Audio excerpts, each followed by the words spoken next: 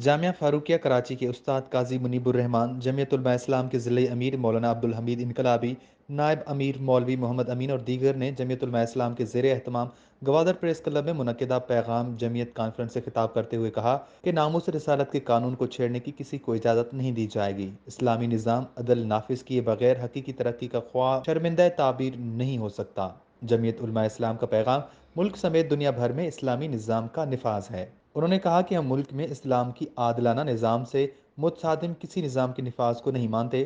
اسلام ایک عادلانہ نظام ہے۔ اگر ناموس رسالت کے قانون کو چھیڑا گیا تو اس کے بھیانک نتائج برآمد ہوں گے۔ انہوں نے کہا کہ حکمران یہودی ایجنٹ ہیں جو ناموس رسالت کی قانون کو چھیڑنے کی کوششوں میں لگے ہوئے ہیں۔ انہیں واضح کرنا چاہتے ہیں کہ شریعت اسلام کے لیے ہماری جانیں بھی حاضر ہیں۔ انہوں نے کہا کہ حکمرانوں نے بیرونی قرضہ لے لے کر ملک کو IMF کے پاس گروی رکھ دیا ہے۔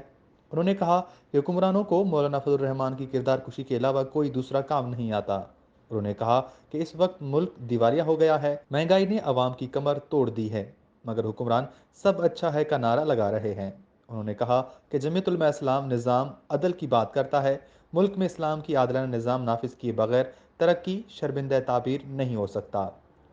وش نیوز گوادر۔